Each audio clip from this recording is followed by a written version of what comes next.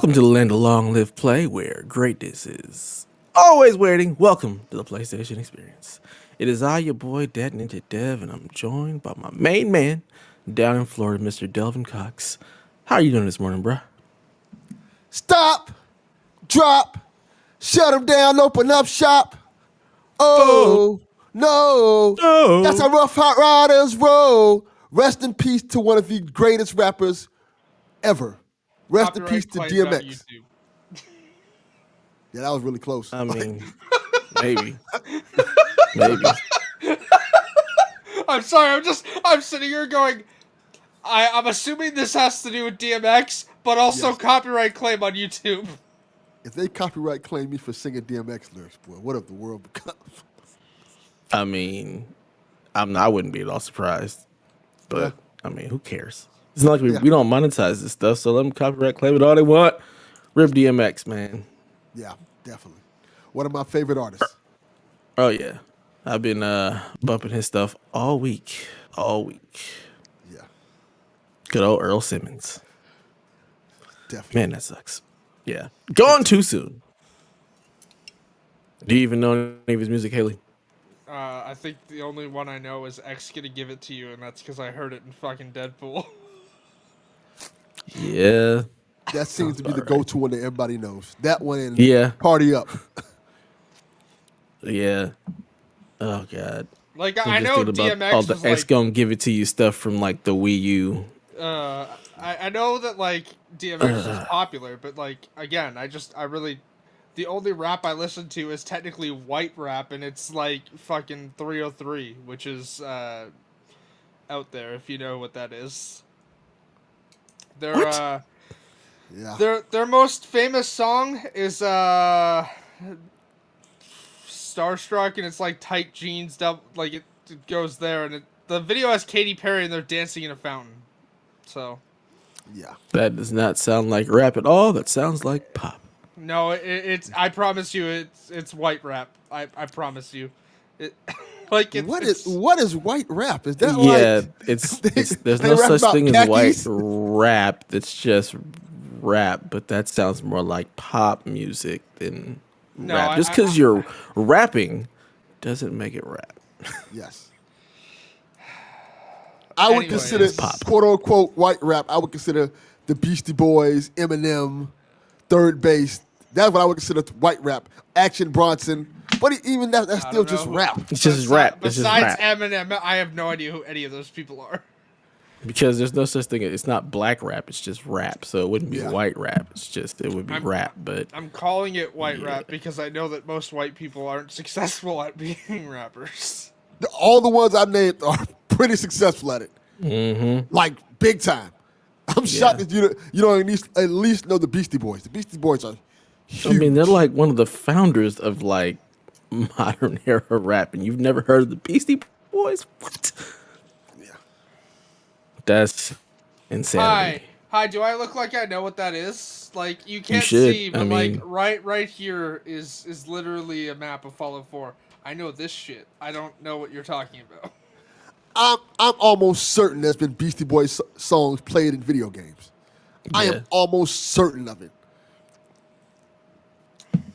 I mean, Oh, yeah, Intergalactic Yes, is like that. Just feels like a video game.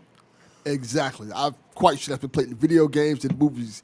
I'm almost certain you've heard a Beastie Boys song before. I swear I'm gonna get hateful comments after this episode. Nah. I mean, you shouldn't get hateful comments just because you don't know something. It's just it's surprising. That's all. Yes. Because they're just so like well known, like worldwide. No, So I that's got big a no time. clue. shocker. I mean, Axon Bronson, I can totally understand you not knowing. Third Base, I can totally understand you not knowing. But the Beastie Boys, that's Yeah. a shocker. Oh, also, in case anyone's wearing, my shirt says "Bad at Video Games," and it's one of my favorite shirts. It comes from FrameRateMerch.com. Oh, okay, cool. And if you didn't already know, joining us, of course, is the Secretary of Spoil, the Platinum Princess, Miss Haley Nicole. I don't know who the Beastie Boys are, Miller.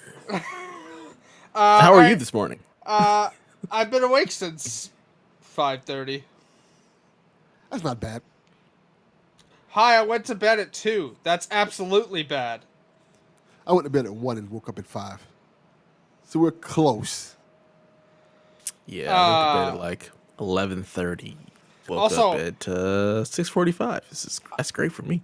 I know my moniker is Secretary of the Spoil. I'm not spoiling, but holy shit, the ending of episode 4 of Falcon and the Winter Soldier. What happened, Haley? You tell. Haven't even seen episode 3 yet. Hi, one person in this call has not seen episode 3 or 4. Yes, let me go ruin the show for him. Of course, that's what we do here. No. You know what I'm saying? Yeah, that's what she does here with the spoils. It's not we. It's not a we thing. That is correct. Her and Donnie, man. Her and Donnie are just like, we're gonna spoil all the things, and we don't give a.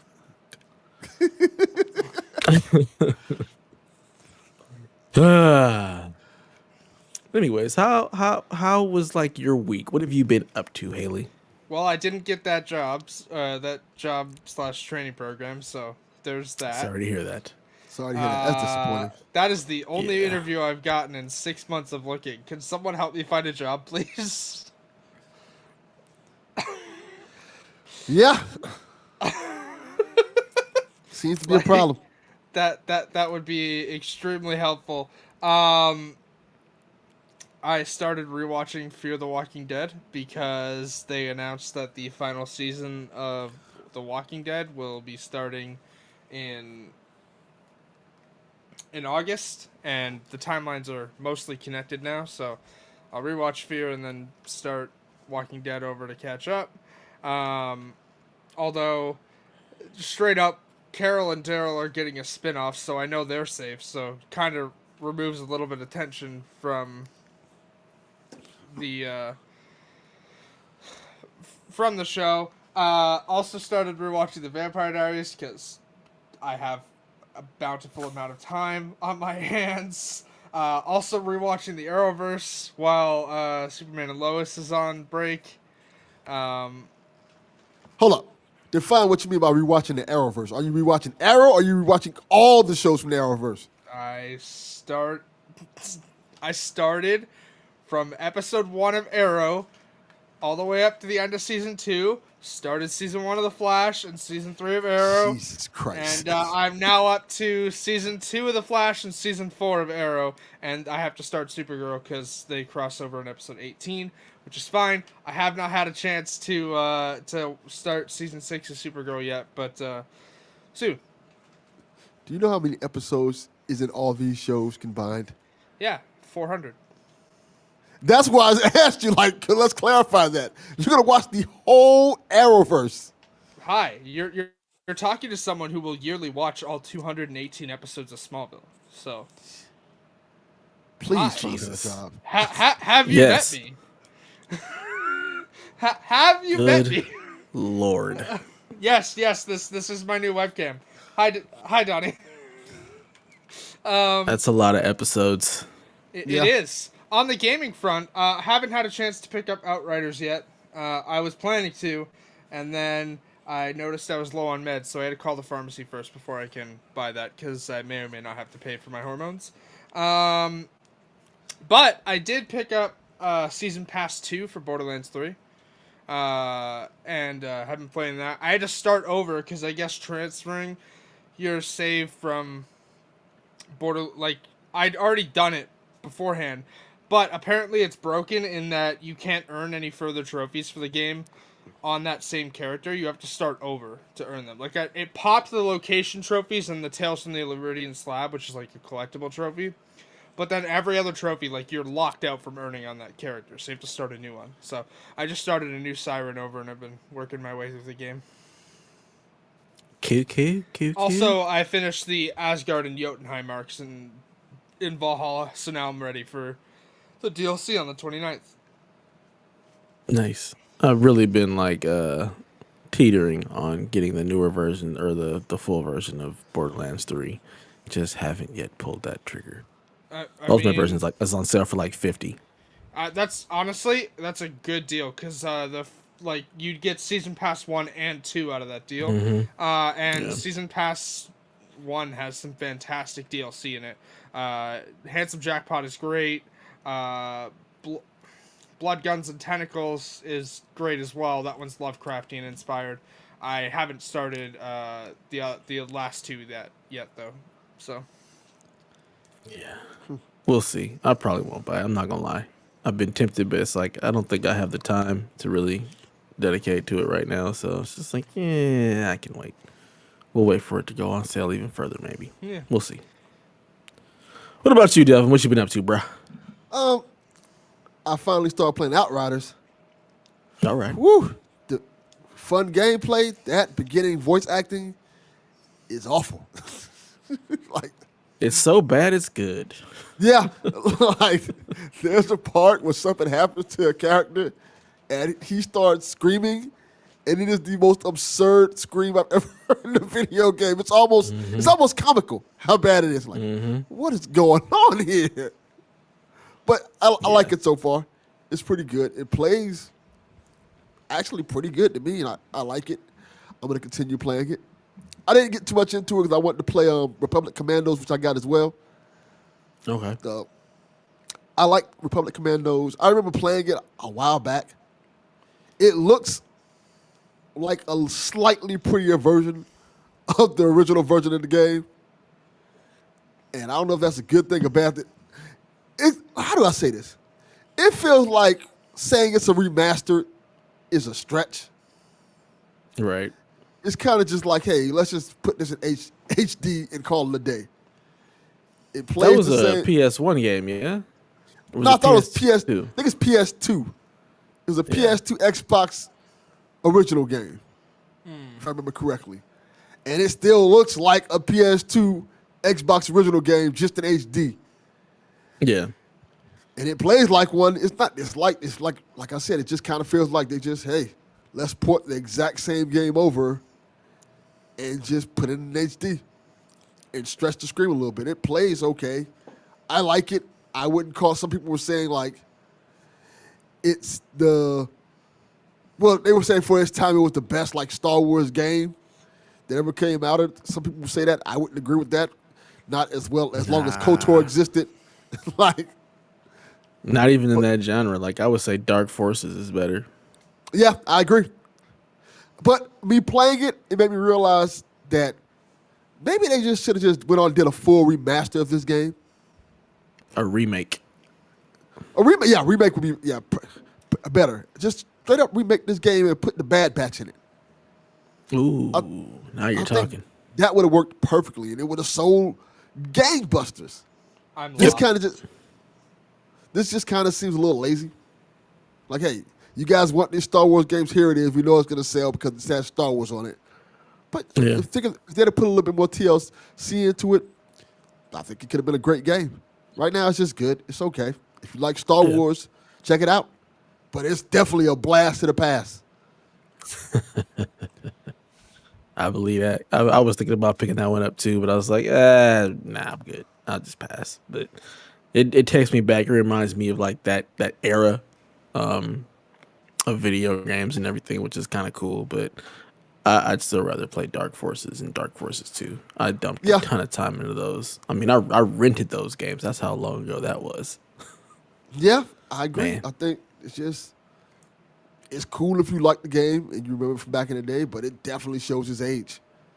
Yeah. That's what's up. As for me, this week has been busy with work, man. I've had some really early days, which turned into really long days. But other than that, everything has been real chill. My wife keeps trying to get me to do something special for my birthday, and I'm like, look here, it's a whole pandemic. I'm good. I just want to stay home and chill and play video games. But she's like, but what about? I'm like, nah. I know I'm turning 40, but we're going to redo 40 again. So it's like I'm turning 39 again. I don't want to do anything. I just don't have the energy or desire to do a whole lot. So I just want to chill and play video games and eat some good food. That's it. That's all I want to do. So that's been it on like the life front. As far as gaming, Outriders. I have been loving this game. It is a lot of fun. Like Delvin said, the voice acting is so bad. It's good. It's just real cheesy. Like it's junk food. Like that's what it is. And it's a lot of fun. Playing either solo or with friends. It's good times. It's real simple. Just the systems aren't overly complicated, which is really nice about it. You can just keep playing and roll through. You can put it on super, baby ass baby mode and have it in world tier 1, or like be a try hard and put it at world whatever your highest world tier level is, and you're just constantly collecting gear. You can upgrade it. There's 3 variants to each weapon type, so you've got several weapon types along with several variants of those. So the upgrade path and all the different guns and stuff is fun, especially with the just crazy ass abilities. And when you get a nice team of people in there, all different classes, like watching all of those uh, different skills play off each other is a lot of fun. The story is definitely like some sci-fi show level worthy nonsense. If you're into sci-fi, it's good stuff. If you're not, it's gonna just seem like it's super duper nonsensical because it's out there. But I've been having a blast with it, with just the gunplay, the controls, the loop. It's just a lot of fun. It's exactly what I wanted it to be. And it's not a live as a service game, so I don't have to worry about missing out on like this week's adventure because I didn't play or whatnot. You can just play it as you want because there's no DLC, no live event nonsense. Just jump in, shoot some things, blow some stuff up, listen to some horrible dialogue, and continue on. Now, So don't mislead people. It's not a live service game, but it is an always online game. So yes, unfortunately, it is an always online game, which definitely hampered their launch last weekend. But they have been, very transparent with everything that's been going on, and have consistently been like working on trying to get everything up and running. And as of the last patch that came out, like depending on where you were, either Friday last afternoon night, or early Saturday morning, that pretty much solved all of my issues. I was able to just like log in without any problems. I know Was the able to patch match that make came without any out problems. last So night enabled crossplay. So yeah, that was the yeah, patch that came out Friday. But like I said, depending on your region, like it was just taking a slow rollout. So like I got it early Saturday morning at like 5 a.m., but I had friends who also got that patch like Friday afternoon. mm, So, but yeah, that patch solved the matchmaking initially for PC and PlayStation, and then that patch went live much later for Xbox to solve Xbox's matchmaking as well. So matchmaking should be good. The servers seem to be much more stable than they were last week. Like I said, I haven't had any issues really with it at all, getting in or matchmaking with folks and playing. So it's been a lot of fun, and it's exactly what I was expecting and wanted it to be. So I'm I'll be playing that for the near future. I was pointing. I'm laughing because I can watch my fan just blowing my flags in the background. It's like they're literally like just like ruffling like. Yep. Oh, I mean, Haley's OnlyFans. no, fuck. Uh, I'm laughing because my camera before wasn't what like it was zooming in and out, so you couldn't tell. But like now that it's like focused, you can just watch the flags just. That's because your camera before was terrible and this one is actually good. Yes. So Yeah, yeah. You I'm got a aware. real camera now. yeah, Real it's a Yeah, camera. baby camera. not exactly pleased with Canada though. No one Blame is. Canada. Blame Canada. They're not even a real country anyway. Stupid. Thank you, South Park. Thank you, South Park. Yes. Fuck South Park. All right. Jesus. So we got a lot of questions. Most About of the them were the same same damn question. thing. Most of them were the same. But we're going to go ahead and get into all your questions anyway because we love your questions. Keep them coming. So our first question comes from at the Crusade Nerd, and he says, "The Last of Us The Last of Us has gotten a show, 2 games, and now 2 remasters. What else does it need? Anything. I'll take anything in that A world. 3rd game? He also forgot comic book series it had too. Oh, that's right, it does. Yeah. I mean, I guess a 3rd game, the multiplayer mode that's supposed to be coming. Um, yeah, I would Like, mind like more comics, an animated series. I mean, how far I do you mean, want to go? Like eh, toy yeah. line? Like that world, like yes, right now it seems overplayed, but like that world is like so interesting.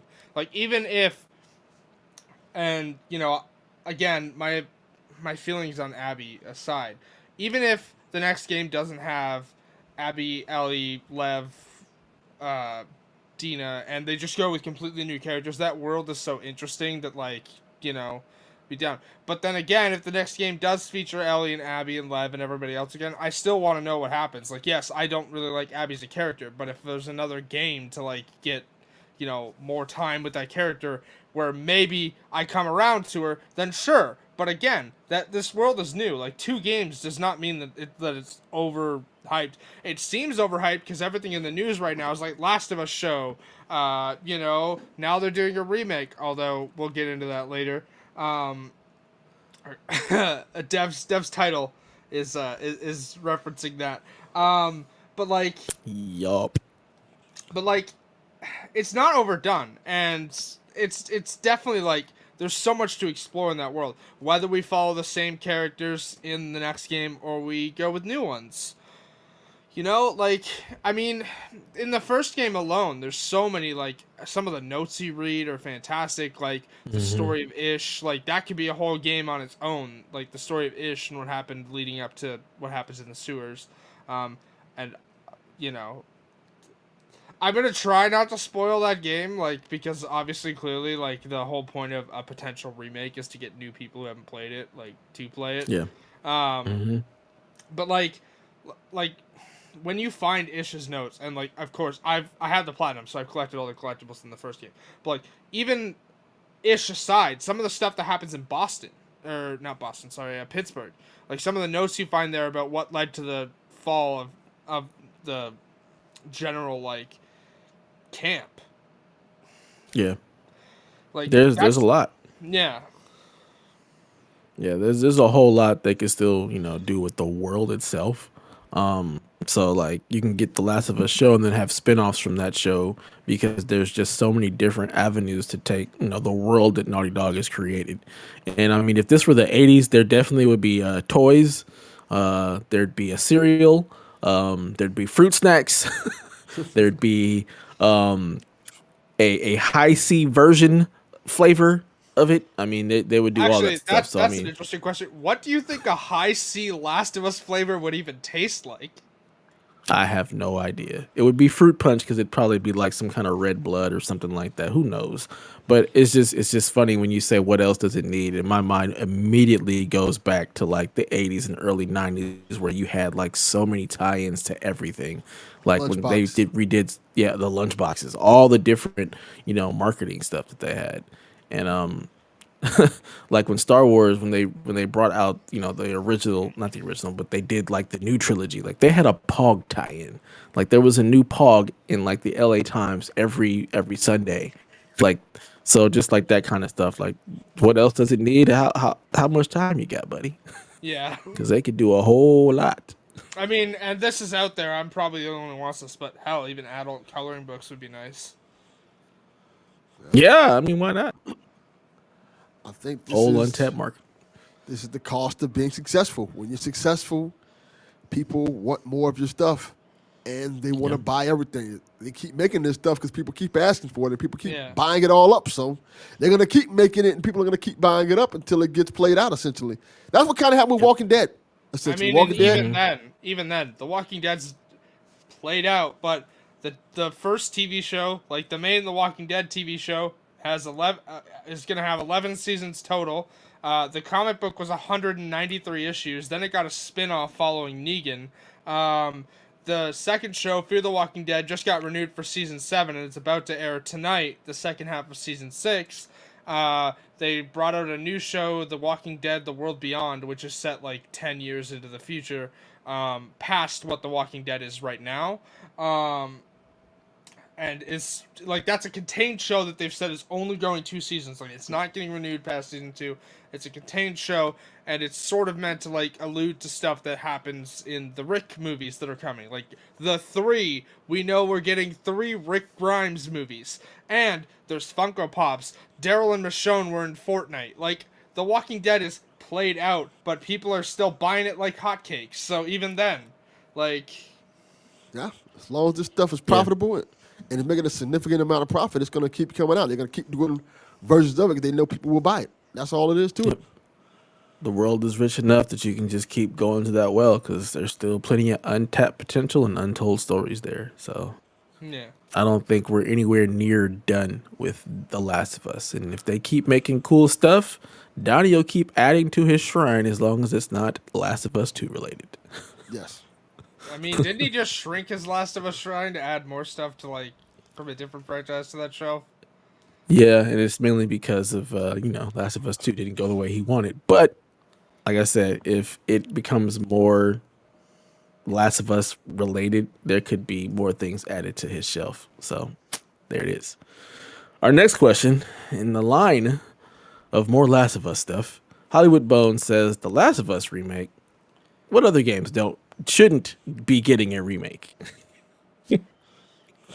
So he's on the side of like, we don't need to remake this, which I 100% agree. Like there doesn't need to be another remaster or a remake of the original Last of Us. But what other games shouldn't be that are? I don't really know of any other games. I don't know any of the. I don't know any games that are getting a remake that shouldn't. Like A straight up remake. Yeah. Remake, remaster. I would say either way. I mean, I'm fine with remasters. That's why I don't want to say remake in general. Like, let's go with remake. God awarded the 2018 one. Don't remake that. That definitely doesn't need a remake or a remaster at all. No, I mean it's less than Not 3 now. years old. No. Well, The Last of Us isn't that necessarily old either. I hate to break it to you, but The Last of Us is 10 years old in like a year and a half. But that's still not old enough for a complete remake. I wouldn't. Sure it is. I wouldn't remake anything that's Sure over. it is. If you want to bring it to the new console and make I was gonna use of all say, those features. when you think of stuff that was developed on PS3 using the Cell engine, a lot of that stuff probably needs a remake to really, be viable or better, or to play better on a PS5. Like again, remake, remaster, I don't care. Give me Infamous 1 and 2. I'll buy them. Like, literally, like that will sell. People will play that. I'm not a fan of Metal Gear Solid, but I know that we're probably going to get those eventually. Like, Metal Gear Solid fans will eat that stuff up. Like, what Absolutely. shouldn't be getting a remake? Nothing. Because if the game is old enough, like, Infamous 1 is over 10 years old, and on June 11th, Infamous 2 becomes 10 years old. Perfect time to just put out a bundled package on the network and just go, here, $40 to get both games. Like, yeah, as far as what doesn't need, what else, like what shouldn't be, I guess I don't follow a lot of the remakes and remasters enough because a lot of times if it's just that I just don't replay a lot of games. So as far as what shouldn't, I mean, bad games, I guess, games that didn't really like draw an audience, probably don't need to really be remade. Like if it didn't work, like just let it go. Do something new. You know what Do game? something new. You know what game I think doesn't actually need one because it still kind of holds up, but I'd love one, even though we're probably actually finally getting a sequel to it. Alan Wake. I'd love to see the first Alan Wake in the Control engine. I have not played Alan Wake, so I cannot add any context to that. Highly recommend it, Dev. He's walking around with a flashlight, right? Is there like some actual gunplay? Yes, a lot of gunplay. Yeah, it's a lot of gunplay. Like it's literally like a third-person shooter. Just to damage enemies, you need to aim the flashlight at them. So. Is it on PlayStation? No, but it is on PC. I probably won't play it then. Not gonna lie. I mean, I know you're complaining about not having a new GPU, but like your PC could definitely. Oh, that doesn't need a GPU. GPU. Yeah. Yeah. That one doesn't need a GPU. Yeah. I just don't know that I was ever interested in Alan Wake. We'll see. Maybe I'll watch a video on it and see what it's about and possibly play it in some lull, which I probably won't have anytime soon. Oh, man. Mr. Pastor Lucas Ham says, hey, PSXP crew. So in about 2 weeks, I will be moving into my 8th home in 10 years. And hopefully we'll be living in this next one for the next 10 years. But you never know in the life of a missionary and pastor. So How many places have you lived in the past 10 years? Any favorite homes or memories or any plans to move in the near future? Well, let's see. I got kicked out of my dad's place, sent to Niagara Falls to live with my mom for a week before we were back in St. Catharines the next week, which was right before grade 10 finals. Uh, what else? Oh, right. Then a year later, we we were actually sorry, less than a year later, we were at Queenston Street. Then we were at Bethlehem Place, and now we're where we are, where we've been for the past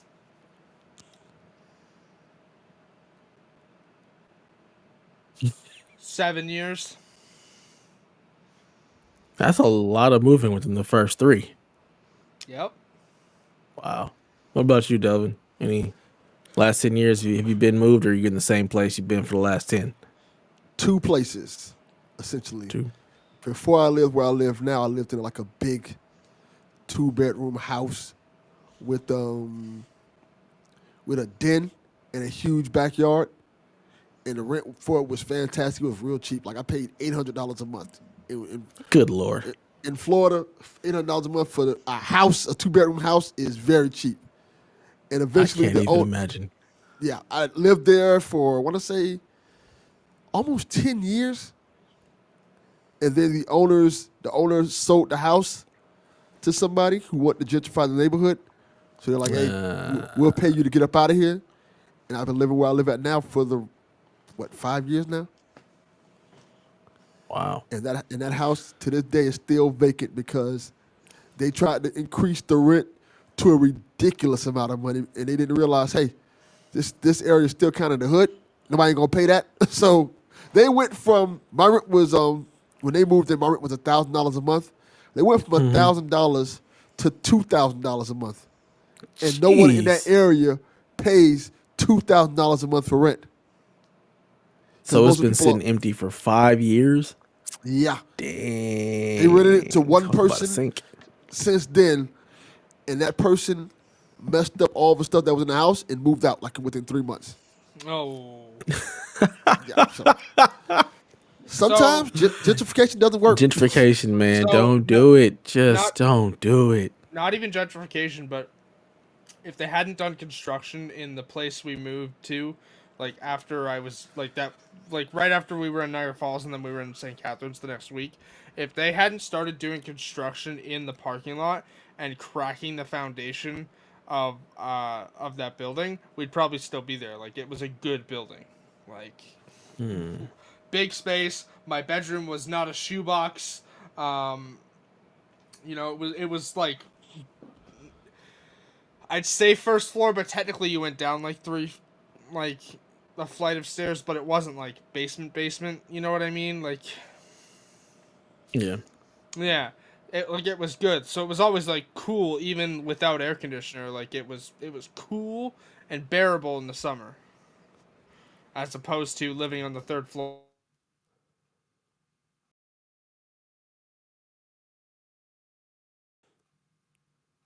That may be a problem.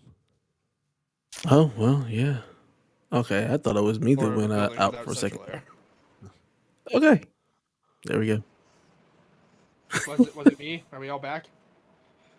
We never I left. believe we are now. Yeah, we never left. Uh, You froze up, but it's all good. We got it.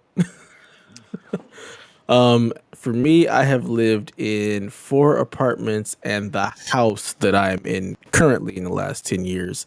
Since there's no kind of rent control or anything in LA, those first 3 places, every year they would try to jack up the rent to some obscene amount. It's like, yeah, nah, I'm not paying that. So we had to move. We moved. Like our friends were like, you guys move every year. I'm like, yeah, because everywhere we move, they keep trying to jack the rent up like way too much than what it already is. So we've had to move.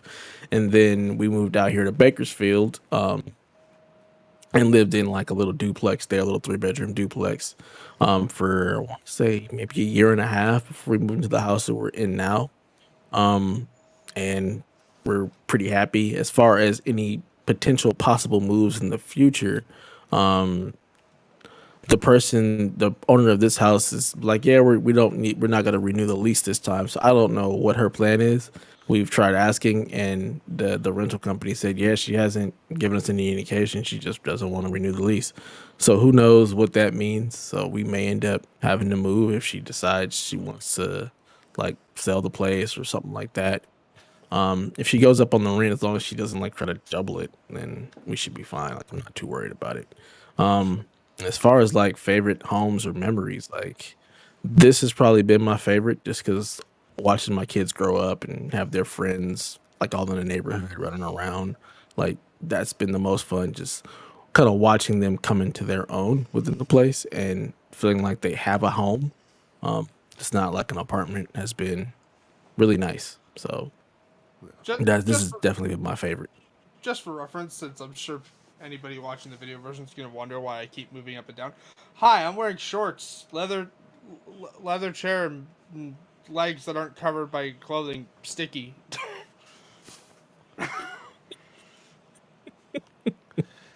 Great googly movie. And it's not even like the super summertime yet. It's No, it's literally April. It's way hotter than it normally is. yeah. We've had some 90-degree days. It's been rough out here. I mean, it's 75 degrees in my apartment. I apologize. I mean, that's what I leave my AC at is 75. So that to me isn't that hot. I stay at 75. That's comfortable. Yeah. It's not. It's not. So, things can go unsaid, yo. Yeah, we don't need to know why you're moving. That's fine. You move all you want. I mean, we got a lot of questions, so let's just keep on plowing through these. Not unfocusing while I move. Yeah. So 100 Things Pod wonders, did The Last of Us need a remake? Really? I mean, really? No, it doesn't. It really doesn't. Remaster, I'd we say lost yes. her again. Remastered? Yeah. I mean, it already was remastered. I think maybe just a PS5 patch would be fine. That's fine. Just the PS5 patch, I feel like it would be all it needs just to, smooth out some frame rates or something like that. But other than that, I don't think it needs a remake or a remaster. Not at all. It's perfectly playable right now. What were you saying, Haley? Because you were cutting out. Oh, I hadn't said anything yet. I was waiting till you finished.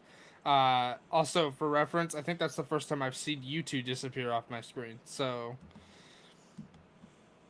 I don't know what was happening there. Anyways, does it need one? No, I'm gonna take it anyways.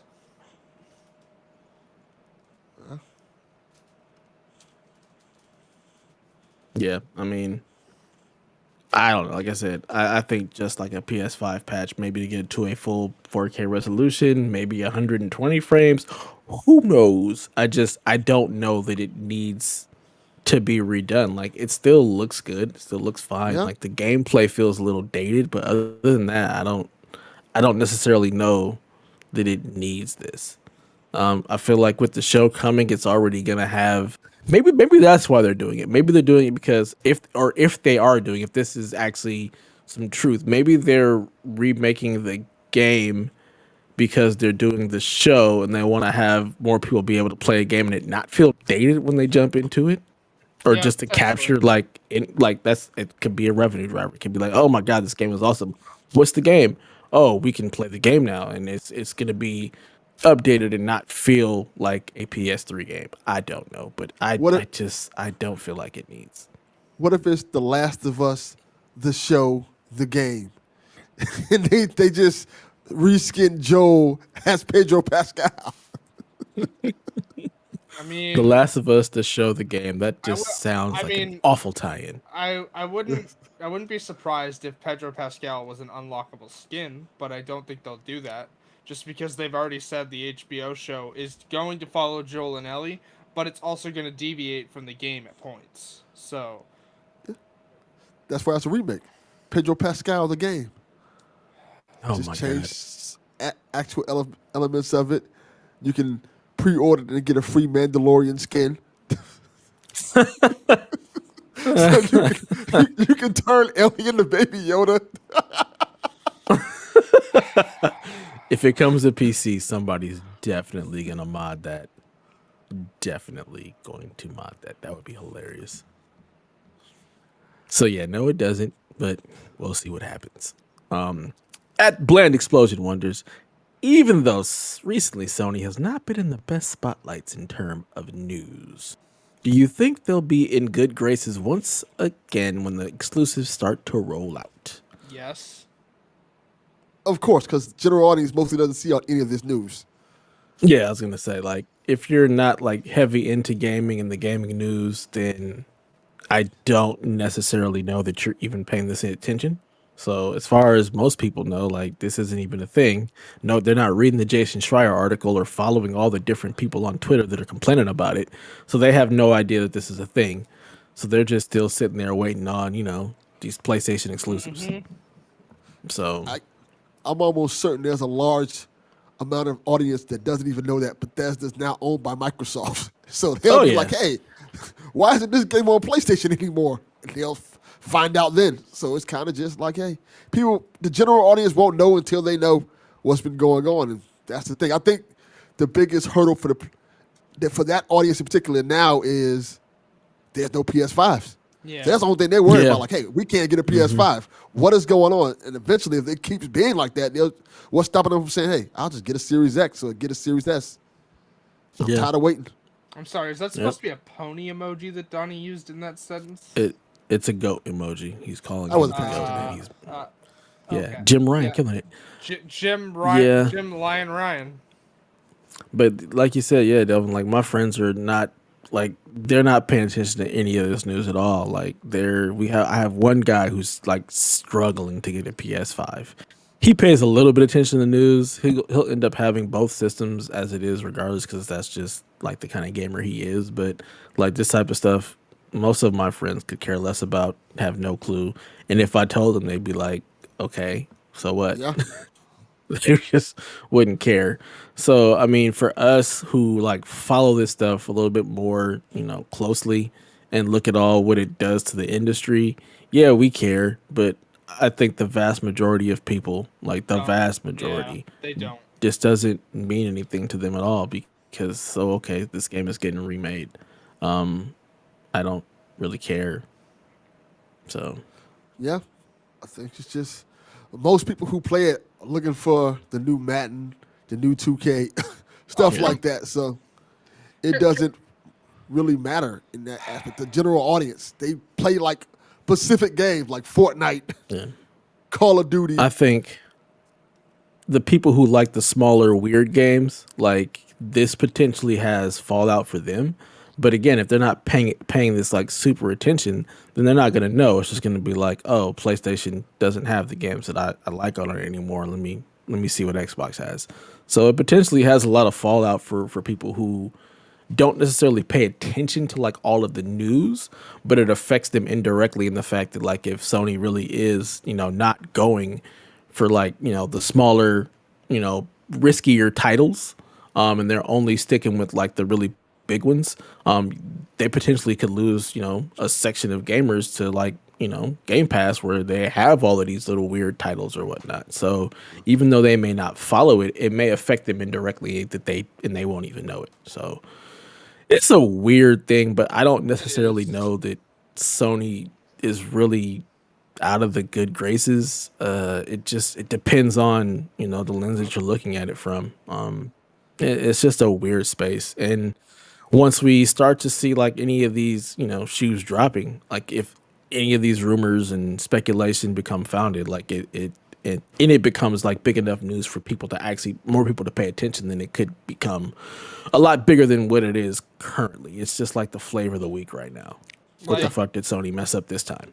like literally the reason this all seemed like, again, and I'm not saying criticism against Sony is wrong, because no, like like these companies aren't our friends. Like they're there to make money.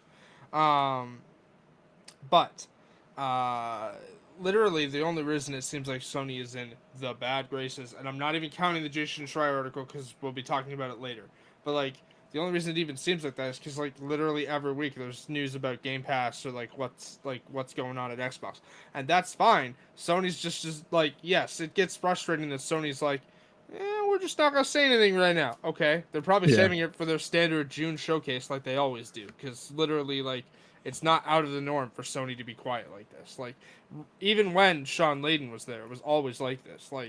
Yeah, you wouldn't hear anything for like the first 4 months, then you'd start hearing things as April comes. Like, yeah, we got stuff to show you in June, or the one year they didn't. Like, hey, we don't have anything to show you. Like,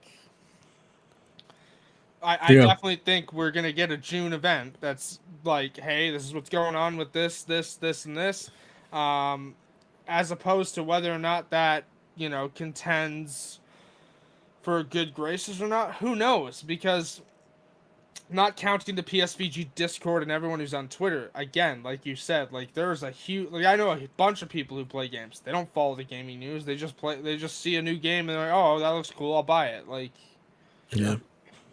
Yep. it's a thing. It's yeah. It's, and I think that it wouldn't feel like Sony was in anybody's bad graces if it wasn't for Game Pass and all the stuff that it's been doing. Like I think when you have the show going free to Game Pass, Mm-hmm. and then you have this article, and then you have just Sony's overall silence. And then you have the E3 thing where you have everybody saying they're going to be at E3 except for Except Sony. Sony. Like Sony, it's just it's a lot of things that just this ball just keeps picking up steam basically about like, so what the hell is Sony doing? And this is just typical of Sony. Like they don't say a lot. Like that was the whole complaint in that middle and back end of the PlayStation 4 era. Like, what is Sony doing? Why aren't they saying anything? And this, like, we forget this is just the status quo for Sony. They're not a loud company. When they have exclusives and stuff, they're gonna be like boom, boom, boom. But when they don't have anything else to show you, they're not constantly putting stuff out. They don't have a Game Pass and be like, this is coming to Game Pass, this is coming to Game Pass, this is coming to Game Pass. So everybody's like waiting, like, what's the counterpunch? And Sony, for the most part, they don't say nothing until they got something. So it's you get it from both ends. You get the constant like hits from Xbox, the silence of Sony, and then all of these other little things that are making it into a much bigger thing of what is going on behind the scenes with Sony. So there's that. It's just a weird time. Yeah. Hopefully around E3 time frame, we'll start to get a better idea or indication of what they're doing. And I mean, as long as Sony keeps releasing games, as long as Returnal is good, as long as Ratchet is good, as long as this Final Fantasy VII, whatever it is, the remake, Interlude. remaster, interlude, intergrade, whatever it is, Yeah. if Yeah. that's good, as long as they keep putting out their exclusives and they're good, then it's not gonna matter. To be Horizon perfectly Forbidden honest. West, like, Yeah. yeah. As long as that stuff keeps coming, I don't think it's really gonna. It's not. I don't know. I don't think it's gonna be terrible. As long as PS Plus keeps getting decent games in it, I don't think it's gonna matter. So we'll I see. don't know. We don't really know, right? So. Yeah. Next question from Eat the Hype, Mr. Johnny Reese himself. He says, "What does XP think of another possible release of The Last of Us?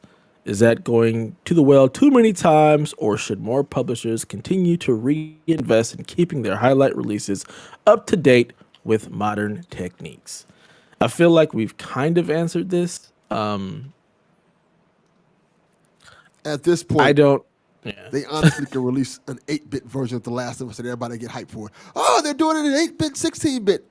They're doing a It's The Last of D-make. Oh my God. Yeah, Yeah. it's just, it's The Last of Us. I don't know. Donnie also like wondered if like they'd add new scenes. I don't know. If this, as is rumored, is now back under Naughty Dog, probably not. It will probably be a straight one-for-one remake with the Last of Us 2 engine. And I'd be fine with that.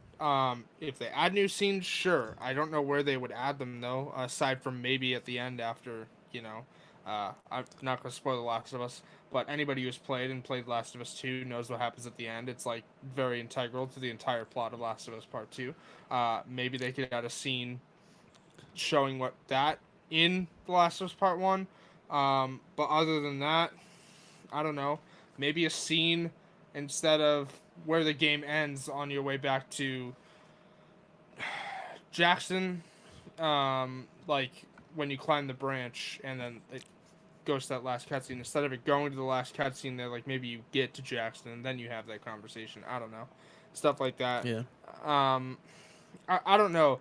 New scenes really, unless they're gonna do what they did for part two, and have you play as Abby in part one, maybe, in specific scenes just to like show what's going down. Then maybe I don't know. Like, it's such a complicated situation, really, because they want to do a remake, which okay, and I mean technically they were. This is all rumors and speculation, but again, Jason Schrier generally has a good track record. My feelings on the way he reports some stuff aside, um, he like I don't know. I would be okay if it was a shot for shot remake. I think I'd be okay if they added new scenes. I don't know. It's all things I know they'll definitely add if it's real. PS5 features like adaptive triggers and haptic feedback. 100%. Probably some of the environments where you're in combat are going to be opened up larger than I would assume. Gunplay from Last of Us 2. I don't know. I'll tell you this much. I would love if there was just like, hey, this is Last of Us, the director's cut, and they just added like levels that they originally had wanted for the game they couldn't have, and audio commentary from the people, the makers of the game, and things like that. That would be cool. That's already Yeah. in. That's already in the remaster. Did you not know that? Or? Yeah, but I'm saying like more stuff. Like, hey, here's a level that was supposed to be in the game that's now in the game. Here's audio Yeah. commentary for the level, and then you can like, hey, you can play the remastered version of the game, or you can play the remake version of the game, and then like just like little Yeah. added elements of like that where you can maybe like a director's track where you can play the whole game with the director's track on, and they like each time you go to a sit here and there, you're like, hey, this is what we were thinking when you got here. Just Donnie Yeah. says better enemy eye. Play on Survivor and you don't have to worry about that. So I think if they were to do like a definitive edition of the game, where they added a prologue, just to have a little bit more understanding of what happens in between the two games. If they put the Left Behind as maybe a flashback inside of the game, so when you're playing as Ellie, having a flashback to that era, so you play through that as part of the main game, and then maybe something in the beginning where we play as just Joel, just dealing with like all of the stuff that he dealt with before even getting to Ellie. So more of a definitive edition, and maybe having some of that stuff tie in.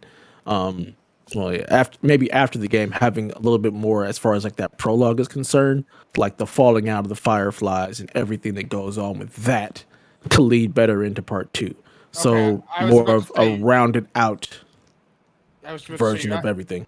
you're asking for a prologue about like. I thought you were trying to say like you're asking for a prologue about after Sarah, like maybe but then you clarified like I knew what you meant now. So I just thought about something. What if this is just they're gonna make a Last of Us collection with I all mean, three games in one package? what Like do you here's mean the Last of all Us, three? Left Behind, the Last of Left Us, behind, yeah. and Last of Us 2, all in one package, but they just play the same. Would you be fine I with mean that? that's. I mean I already have that, so I don't really want that unless they.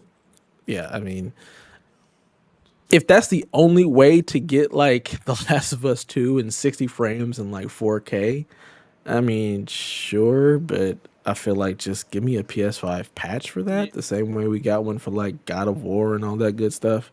Epilogue, that's the word I was looking for, Donnie. Thank There you. you go. I don't know. If they like, they've already established in this article that like, if this is real, the plan is to bundle it with Last of Us Part Two for PS5. So That clearly, sounds more likely. clearly, a PS5 version of The Last of Us Part Two exists. If that's being talked about as Yeah. being bundled. So, honestly, no. I don't think if this is if this is a remake, I don't think multiplayer comes with it. I don't. I think it will take the Yeah.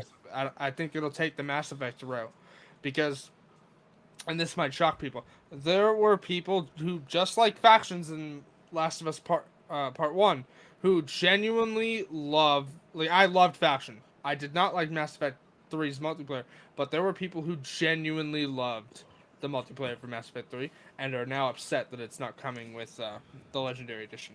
I think they will Yeah. absolutely take the route of not having the multiplayer in it, specifically because I think that multiplayer game that Naughty Dog, that we all know is in the works at Naughty Dog because Neil's been teasing it. I think that's going to be like the definitive factions thing. I'd be fine with that because I'm going to buy it anyways. So I'm definitely not gonna rebuy it. I didn't rebuy Spider-Man, so I wouldn't rebuy this. To be perfectly honest, like the games play fine already. I don't think I'd rebuy it. I would. We've got a lot more to cover, and we can get more in depth than this later on in the topic of the show. So let's move on to our next question. Delvin Jr. asks us, "What albums do we recommend?" This is a departure from all of this Last of Us 2 talk, which is great. I also think I know what spurned this because he was talking to me about music, and I recommended My Chemical Romance to him, and he's been listening to the Black Parade. I don't know that I would really recommend music to people, because like if you don't have my musical taste or you don't like rap or R&B or hip hop, it's really hard for me to recommend Yeah, music to you. like I'm old. Not me. Like if I go, I have a list. If I go through my Spotify list right now, it's like All Time Low, Against the Current, My Chemical Romance, Paramore, Haley Williams solo stuff. Taylor Swift is like one of the only ones that's like out there for me.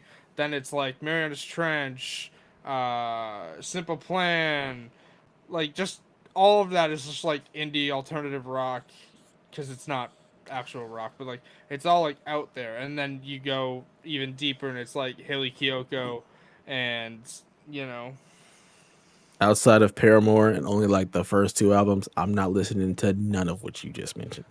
All right. Let me give my okay, list. Then. hold on I'm gonna give you before 5. hold on before you start there. Okay. Also, I'm a little biased when it comes to Paramore because if people haven't figured it out yet, I'm literally named after Haley Williams. Like we have the same first and middle name. Like the only difference. I is had that no idea that that was the singer's name in that. I think you said that on the show before. I'm just bringing it up again because literally the only difference between our names, aside from her last name being Williams, is that Nicole is spelt differently. Hers is spelt with an H, mine is not. So. All right.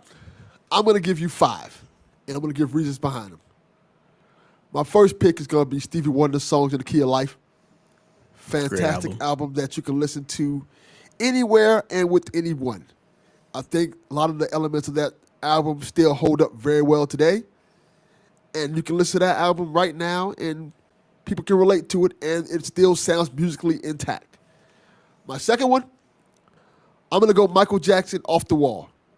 Great album again. Reason why I pick Off the Wall, because I feel like everybody's heard Thriller. Mm-hmm. I feel like not enough people listen to Off the Wall, which is also a fantastic album. It has a little bit of more of a disco vibe to it because of when it came out. But there are some fantastic songs on that album as well. My third pick, speaking of DMX, is Dark and Hell is Hot.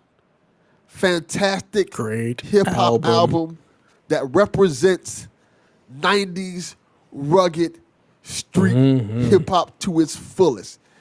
And what's interesting about that album is it shows the duality of DMX in terms of somebody who's a real street dude, but also a guy who believes in Christ and is struggling with that duality of that, like being a guy who's in the streets doing the things he's doing and also being a person who believes in God and wants to kind of go down that right path but keeps slipping and falling.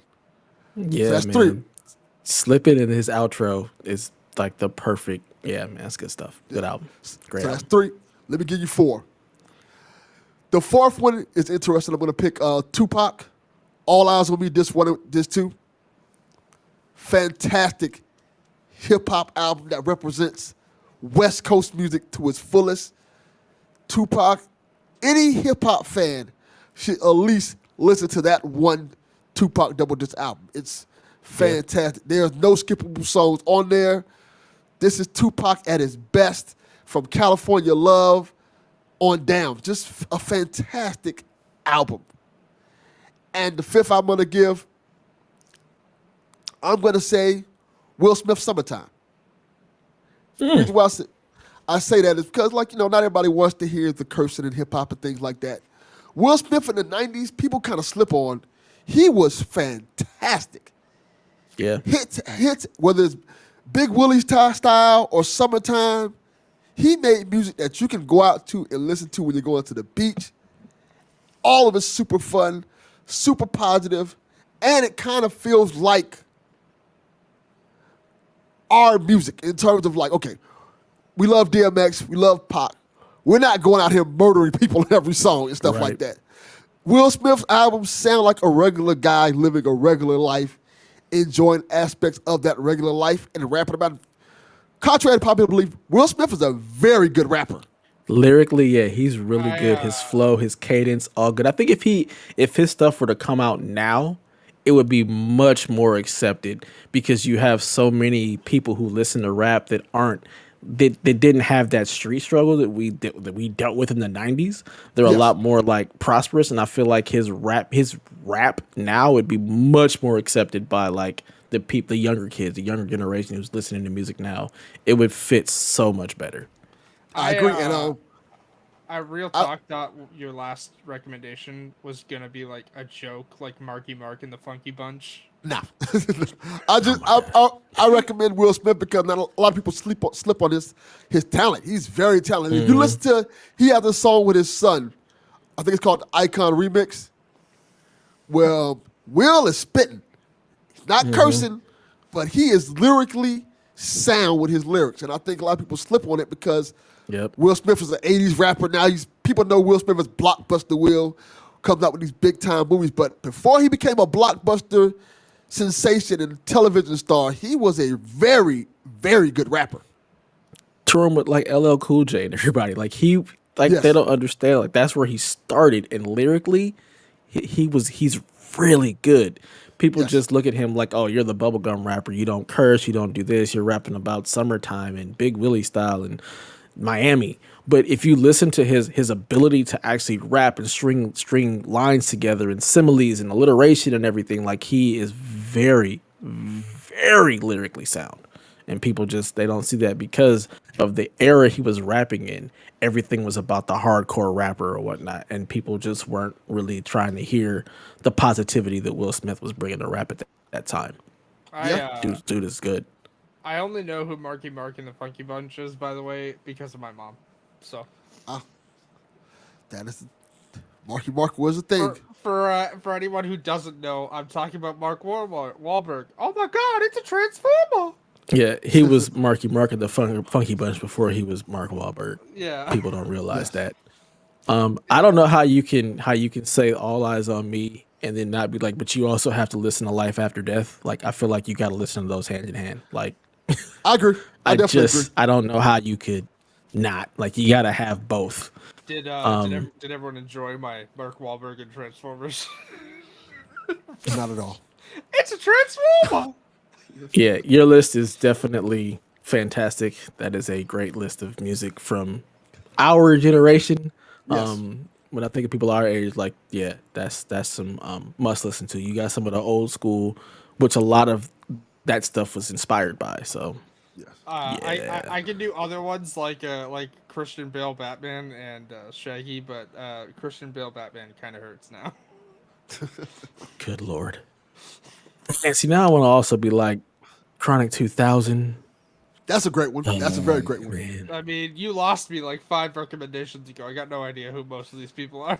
Yeah, and that's why I said it's so hard to recommend music, because if you're not into rap, it's hard to find where's the enter? Where do you enter? Where do you start with rap to actually be able to get into it if you're not into that genre? It's difficult. Yeah. Shout out. Thanks, Steam, for letting me know my friend's playing Saints Row the Third. All right, moving I don't even along. have Steam open. It just popped up on the side of the screen. Our last question comes from TPT TRP over on the Discord. He says, "Do you guys think there's a genre void in Sony's exclusive lineup? What I mean by this is third-person action adventure games have continued to be their focus since Uncharted 3. It feels like we haven't had any notable first-person shooter exclusives recently.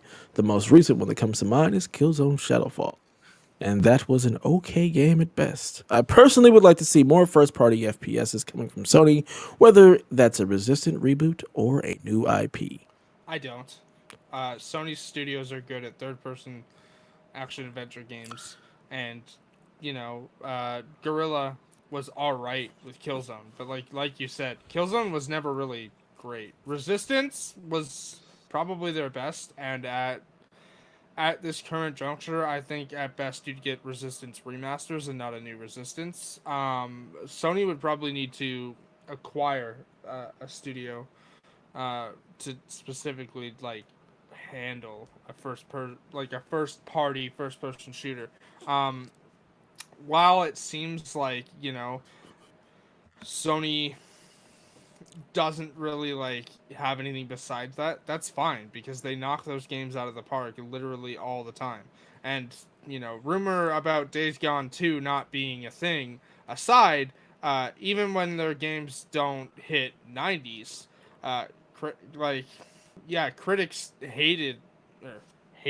Most of them were ambivalent about Days Gone, but even then, yeah, okay, it was critically rated in the 70s. All right, the audience loved that thing. The audience loved that game, and that's what Sony's good at. So Yeah, I feel like we have enough first person shooters just in general. I don't necessarily know that Sony has to have a first party FPS game.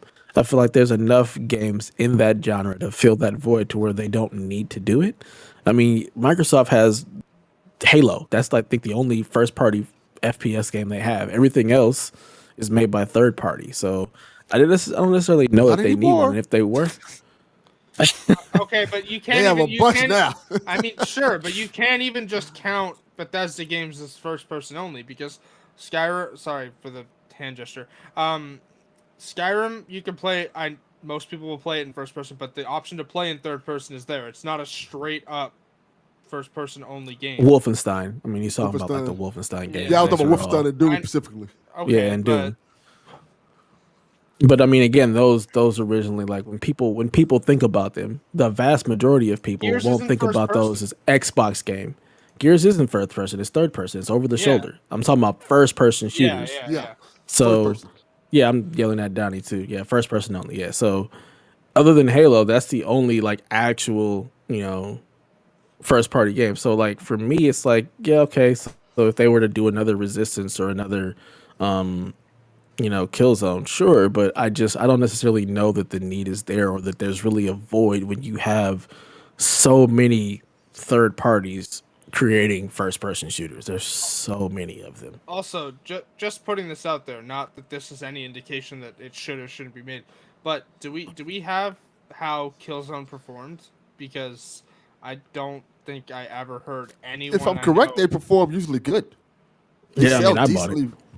They Okay, sell but well. It looked great. aside from you, Dev, you being the first person I've ever heard, besides industry professionals talk about playing Killzone, no one that I knew growing up played Killzone, and when they saw it, that looks stupid. I don't want to play that. Like I don't know anyone in my personal circle from growing up, and just now you're the first person besides Greg Miller and people like that I've ever heard talk about actually buying Killzone. And Yeah. that's not to say that first person shooters shouldn't be made because all right, I'll play a first person shooter here or there. I love the Wolfenstein series, and I love Dishonored, and I mean that's not really a first person shooter, Oh, that's definitely not a first person shooter. but it's a Okay. but It's a like Bethesda game. That's what it is. oh, it's an arcane game. There's a difference. Yeah, it's very similar. Anyways, my point being is that I'm not opposed to playing games in first person. Is what I'm trying to say. And for first person shooters aren't yeah, they're not usually my cup of tea, but I love Borderlands. That's first person. And literally I'm replaying through Borderlands now, and on the it's one of the only first-person shooters I've seen where I didn't need to increase the field of view to not get headaches because it's 60 FPS on PS5, and I haven't had to increase the field of view at all. Like, I'm not getting headaches from playing it, which, as I've stated numerous times, I usually have to increase the field of view or just can't play at 60 frames. Like, it's an interesting situation for sure, but again, like Dev said, I really don't think there's a need for Sony themselves to handle it. Like, I don't know. Resistance, I played the first one and then never touched anything else just because like my PS3 died and then like there was a whole thing where I had to go backwards and get like an original Xbox, and that's what I had for a while, and then by the time I got another PS3 it was almost PS4 time, so I just never played Resistance 2 or 3. So Well, Killzone Shadowfall sold 2.1 million copies. Oof. So that's pretty decent.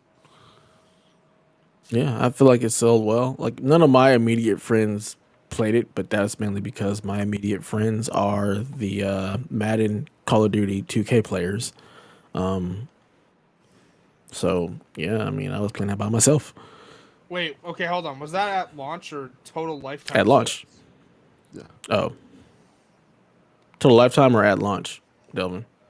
Let me find it now. I think that was. I mean, I feel like that's probably like around launch because Yeah, that's what I was gonna say. I'm hoping that's launch, because if that's total lifetime sales, oof. I don't think it would be that I don't think that would be that bad for total lifetime either, because I feel like that game just came and went. It wasn't something that stuck around. There wasn't any DLC. I do know There that the was DLC multiplayer for it. it was like not really story based though. No, but it was It was just a multiplayer little DLC. bit. Yeah, multiplayer. The multiplayer like had a pretty dedicated community. That much That was I at do know. launch, by the way. Okay. Yeah. Do you have total Yeah. lifetime numbers for it, or? No, that would take some looking up that I'm not going to do right now. Yeah, but it definitely had a serious like multiplayer community. And when they got that 60 FPS boost for PS Pro, like the multiplayer community was actually super excited about that. So I do know that there was a community of people that definitely were playing Shadowfall.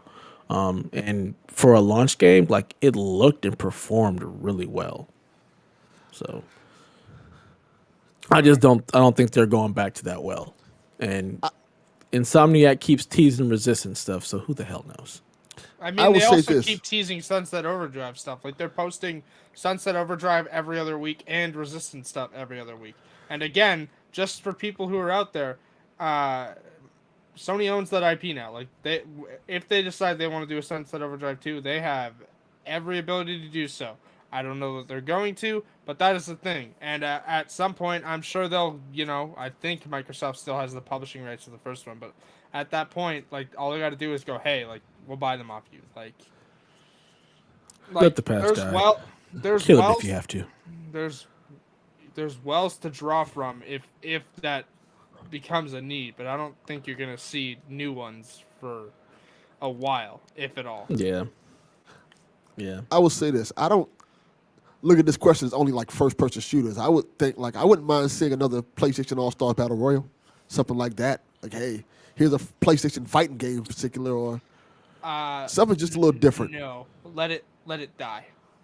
It's not necessarily letting it die. It's just like, hey, we can try something in the fighting range, especially if you're working with somebody like Capcom on fighting games and stuff like that. You know, the Street Fighter games has been exclusive to PlayStation for a while now. So, hey, here you go. Make us a PlayStation fighting game, Capcom. Do your thing. But then do you want to compete with all the other fighting games? Yeah, like you don't. does it You don't. make sense? Like, do you want to go against the Guilty Gear and all of the Art of Fighting stuff that they keep releasing, the Samurai Showdowns, the Street Fighters, the Mortal Kombats, the Injustice? Like, I feel like that genre is also like has plenty of stuff in there to try to introduce a first party fighting game just for the sake of introducing a first party fighting game. I feel like those efforts could be used elsewhere. Like, I just don't know that it's necessary. I mean, if it's something simple and just, redo a PlayStation Battle Royale, I mean, there's a community of people that are aching for that are looking for that. So I think that it would be fine. It's not going to sell blockbuster. It's going to be probably torn to shreds by critics, but I think that there's a community of people who would love it. I think that's the problem with this whole thing, where if based on these reports, which we're gonna get into in a minute, that PlayStation only wants to make blockbuster games, and if it's not a blockbuster, they don't want to mess with it. They don't want to take those risks, so you won't see them taking chances. And the only chance they really seem to take in the past few years is Dreams. And look how that's turned out. Yeah, real talk. I don't think Media Molecule survives past next year. I don't. Well, we'll get into all that just a little bit later. Let's get into these little quick stories before our big topic of the week, where we can delve a little deeper. Haley, what you got for us? Just a small story about IO Interactive, who recently announced they're working on a 007 game, and just, back in January released Hitman 3, and actually this month released the first of 7 DLC packs, each one based on one of the 7 deadly sins. The first one that they released being greed. They're not just working on 007 and Hitman. They have a third unannounced game in the works, and the article states it's a new IP. So that's interesting. I just thought I'd bring that out there, because most of the news I could find this week was all about this Schrier article. So it's cool. Yeah. I wonder what it could be. Yeah. It's definitely I'm still just waiting for that 007 game. I'm excited about that one. That's gonna be good. That's gonna be really good. I wonder how far out that would be, though. Like, that's got to be a ways out. I mean, maybe. Knowing IO and their development cycles, it's only been, Hitman 1 was 2016, Hitman 2 was 2018, Hitman 3 was 2021 January. So, I mean, that's all same engine, no, a lot of the same locales. Hitman 2 was a new engine from Hitman 1. It was a new engine. We shall see. I know Hitman 2 and Hitman 3 are essentially on the same engine, just with updated features for 3. But I do actually believe they stated that Hitman 2 was on a new engine from Hitman 1. So. Yeah. I gotta wonder, is it gonna be a departure from this style of game, or is it gonna be something similar within, what they're already making? Because that'll also decide how long it probably is gonna be before we see it. But I feel like it'll be a while out. But it's nice to know that they've got something else. Yeah. Something else cooking. I mean, essentially, all right, sorry, I know they'll get another. I know, this is the end of the current Hitman trilogy, but I know they'll release another one eventually. Hitman is a great series. I only got into it with 2016's Hitman, but Hitman is fantastic. So. Yeah, I remember playing the originals back in the PS2. Good stuff. Now, Delvin, I don't even click on this link, but I'm pretty sure I know what it is, just based on you saying it's a childhood dream come true. Yes, you know what it is, because you will feel exactly the same. Hasbro is making Optimus Prime. A voice-activated, talking, transforming Optimus Prime. Mm-hmm. It's a lot of money. I'm going to have to sell my kids to get it. I mean, didn't the article state it's $700? Exactly. Yes. But it transforms both ways. On its own. On its own. Not we're doing it. Can you drive it? It's not you can drive with the remote control, like a remote control car, but you can't hop inside and drive it. We're not there yet. But hopefully by 2030, this will be a car that we can hop in there. I mean, I can't show this to my son ever in life because I'll never hear the end of it, and he'll be begging for it because that little boy loves Transformers. And if he saw an Optimus Prime that transforms on its own, he will lose his mind. Yeah, I cannot show him this. And moves. It's super cool. Even before Delvin mails it to your son as an article, just taped out, printed out, mailed to you, and addressed to your son. I mean, I checked the mail, so he would never see that letter. This is one of the times where if I had the money, I would send that boy this. Merry Christmas. Here you go. This is fantastic. It transforms. Awesome. It moves on its own. It talks. You can say Optimus Prime, shoot that Decepticon. He'll say something back to you. It'll give you Autobot quotes. And it also can be updated on a regular basis to add more things. It's like Oh, if yeah. somebody made a transformer and put Siri in the transformer. This is amazing. I feel like this has got to be like a limited run type thing. I think this says a limited edition, but it's $700, Yeah, which man. is It's well steep. worth it, in my opinion.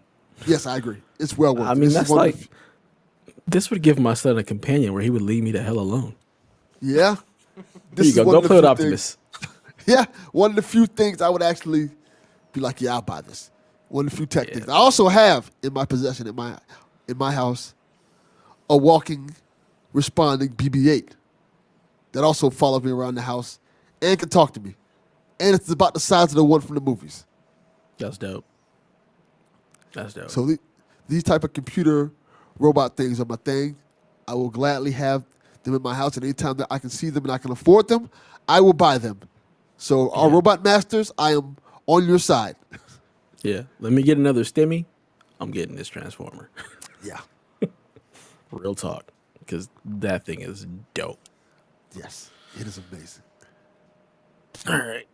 Our last little story we got here is from the mind of David Jaffe, best known for creating of the Twisted Metal and God of War series.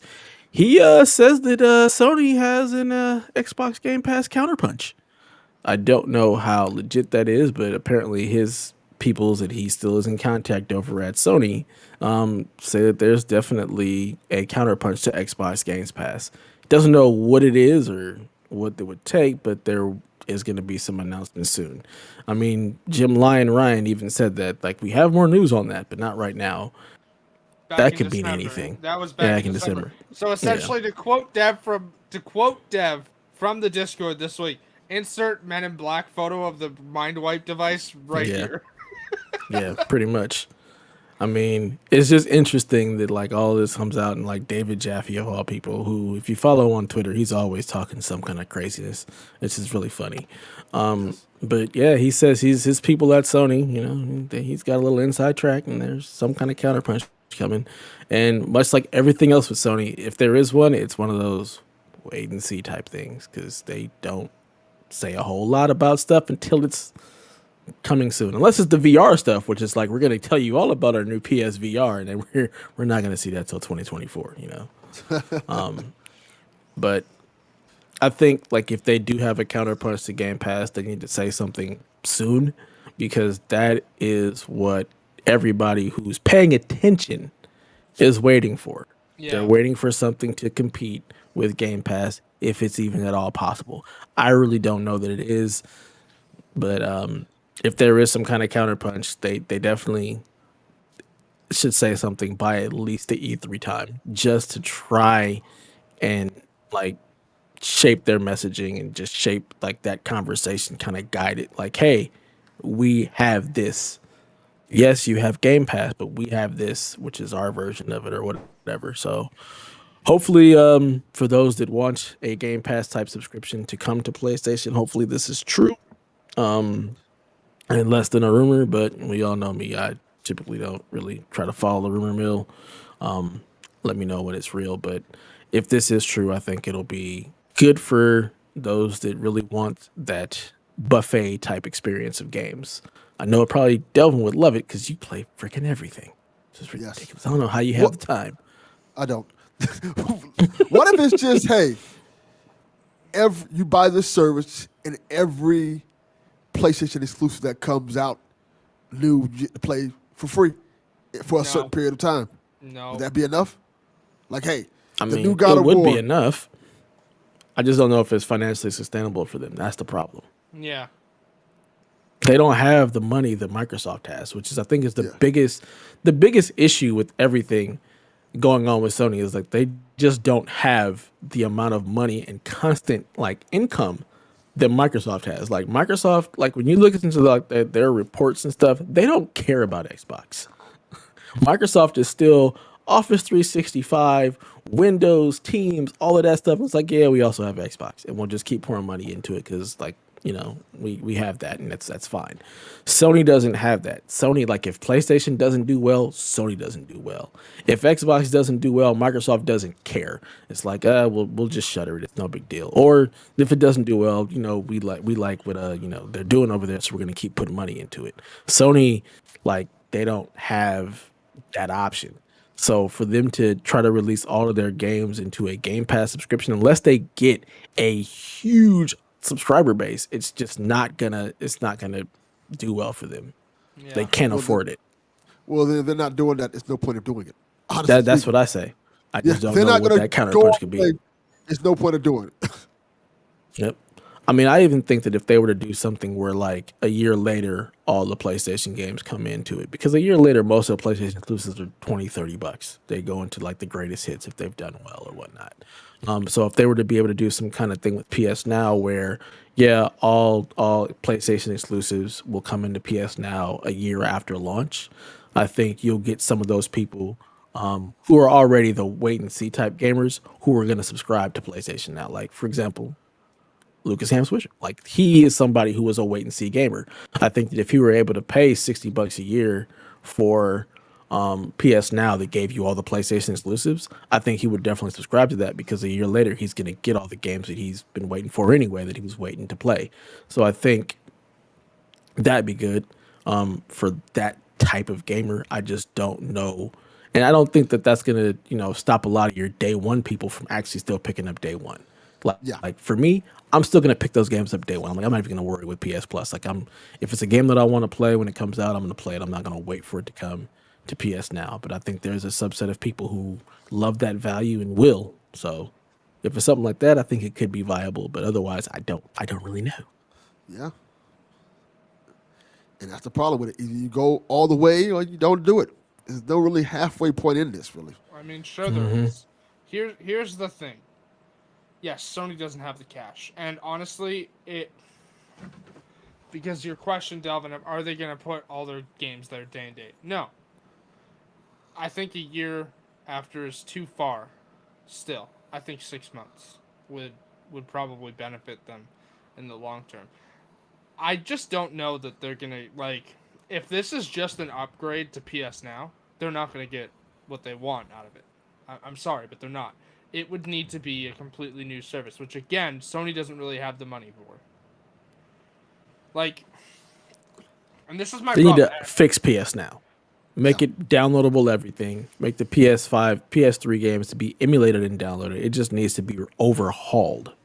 They also need to make DLC available for these games, because for the PS4 games, it's available. But again, and I brought this up last week, if I want to go play Fallout 3 right now, I end up playing the base game of Fallout 3. That's why it needs to be emulation and not running streaming. It needs to be emulated on the system where you can actually download the game. A lot of that has to do with just the cell engine and how hard it is to emulate and play. That's why that DLC isn't available. That's why the engine needs an overhaul. PS Now needs a complete overhaul as far as how it works Kill now on both make a new PC service. and this. But I don't know if we need to kill now. They put too much money in it to just kill it. but they kind of give the exclusives away on now anyway. They don't do it like they do it like a year later anyway. You see, Spider-Man's been on there. I think God of War was on there at one point. They're not there all the time. They pull them Spider-Man's off. gone. They pull them off. But that's what I'm saying. Like, so it's kind of the same thing. So No, it's not, though, because Microsoft doesn't pull their exclusives out of Game Pass. They stay there. They're there. Yeah. They're not leaving. That'd be the difference. They would need to not pull them. But they all go there eventually. The problem is they just also get pulled. yeah, but if you're gonna, like I said, if you're gonna go halfway with it, I don't see a point in doing it because, like I said, the exclusives Yeah. go there anyway. And most of the, like, if you're gonna wait 6 months to play Uncharted 5, most people will just go buy it anyway. I'm not waiting 6 months to play Uncharted 5. That's my And point. this service is not for you. That's what I'm saying. Most people will just go buy it anyway. If you're gonna have to wait like 6 months to play the next God of War game, most people, even the Commodores, they're gonna see God of War and still like, I'll just buy it now instead of waiting 6 months. Yep. And that's, like I said, that for me, I would just buy it now. But there's a lot of people who would be like, oh, I can wait a year. I'm fine. I've got plenty of games, but I've got this backlog of old games I'm playing anyway, so I can wait a year. Like Lucas, for example, from PSVG. Like he plays a lot of older stuff when it comes out. He'll rent it from the library or he'll get it at a discounted rate. So like, and he plays Spider Man on PS now. So something like that for him, I think is a very good service. Like he can play games when they come to the service in a year and he'll be fine with it. There's a huge subset of those gamers who aren't always playing everything as soon as it comes out, and they're okay to wait a year if they got a great deal on it. So again, like you said, Devin, it needs to be a go big or go home situation. Don't Yeah, half step into it. I I mean, would think that's what PS Now is. It's like a half step. It like needs I to said, be a full step. it would have to be something like HBO Max. Like, hey, you can play The Last of Us day one for the 30 days, then it's gone. It's not coming back. It has to be something like that to make people jump on it for those month-to-month subscriptions. Because if they're just like, hey, 6 months down the line you can play this, people are like, I don't care. I can just go on Game Pass and play the newest Halo game right now. Yeah. It's going to be interesting to see what, if anything, this counterpunch If could anything possibly even be. comes out of this, because Jim Lion Ryan. Yeah, who knows? Speaking of Jim Lion Ryan and craziness going on at Sony, the Jason Schrier article. Sony's obsession with blockbusters is stirring unrest within the PlayStation empire. So this is just like shenanigans and craziness. Like when you like read it and you look deep into it, it's just like, wow, is if this is truth, it's just crazy. Like the ideas of what they've done with like that small visual art service team, like 30 developers from all these different studios working on creating a remake of The Last of Us, bringing in a small team of Sony Ben to work on that and also to work on an Uncharted game to the point where Ben was like, look, we're worried about getting, absorbed by Naughty Dog. Can we stop working on this so we can do our own thing? The possibility of them saying, yeah, we're not making a Days Gone 2. Y'all work on this Uncharted game.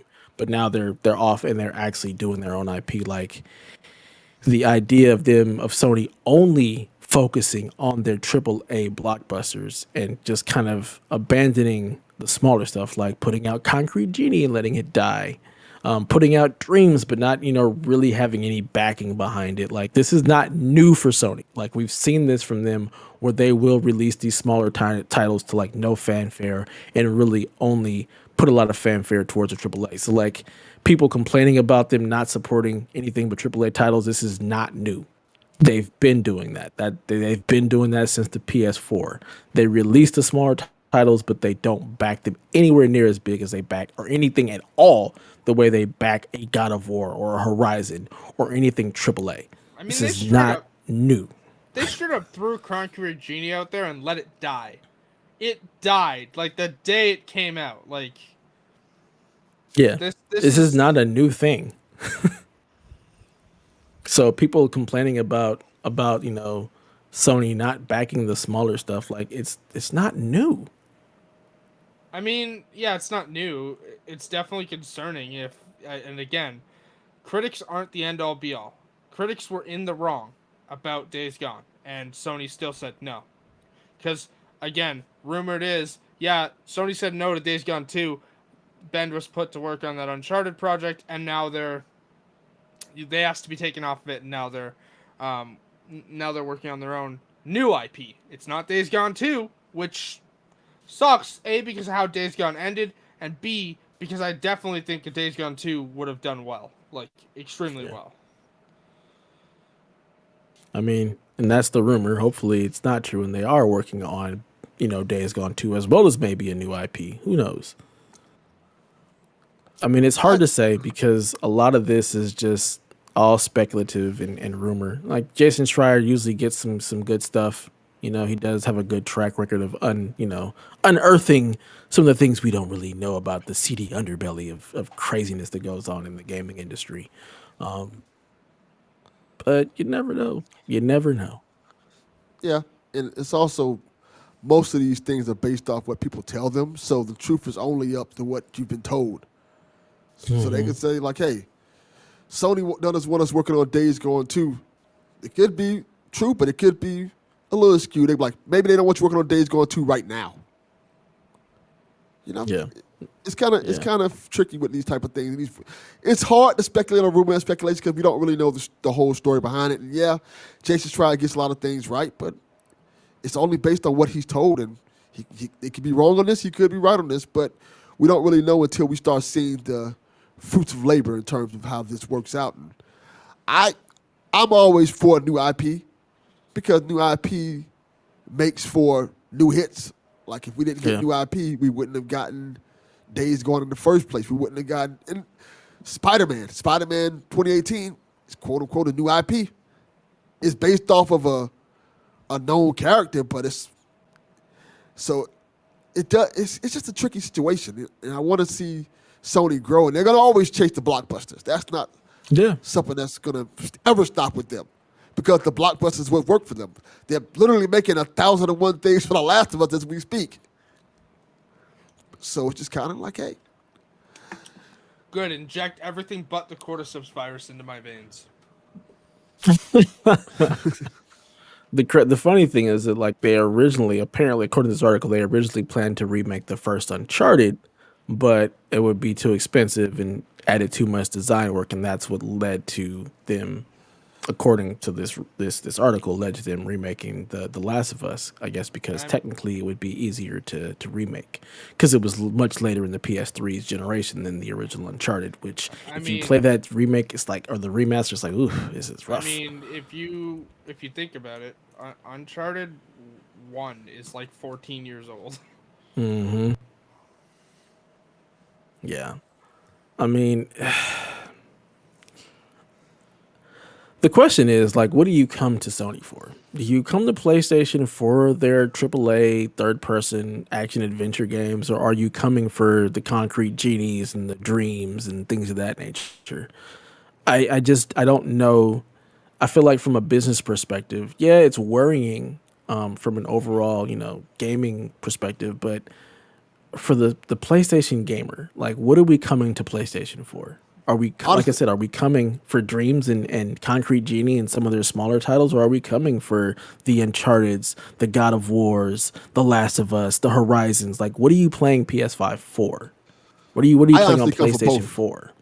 I come for I both, honestly. like, I liked Concrete Genie, but I just couldn't like the motion controls weren't great for it, and even when you turn them off, the control scheme's not great for Concrete Genie. But like, I don't know. PlayStation has some good indie stuff, but I don't come to a console because of its exclusives, and I know I'm the odd one out here. I like the controller on the PlayStation system better, just because literally aside from the SNES, like PlayStation 2 was what I had for the longest time. Um, Once I was like physically able to remember controller configurations, like it's what I'm used to. I came to Sony because of that, and then I've stayed now because the trophy system I like. I like achievements as well, but like generally I come to Sony for the trophy system because on the Xbox, and I know some games are kind of working through this now, but um, I get all the trophies for a game, and then DLC comes out. Yeah, my percentage for the game goes down, but everyone knows I completed the original stack because there's a little icon next to it that tells you, "Hey, I got all the original achievements." Like this stack right here. Yes, my percentage is no longer 100%, but this icon tells you that hey, this person 100% of the game, and now there's DLC for it that they haven't played or they don't own yet, but you still know they completed the game. Whereas on Xbox, and perfect example, this is Sunset Overdrive. I was at like 860 for Sunset Overdrive, and then they released DLC and it went up to like 2000, and I got to 1425 on it.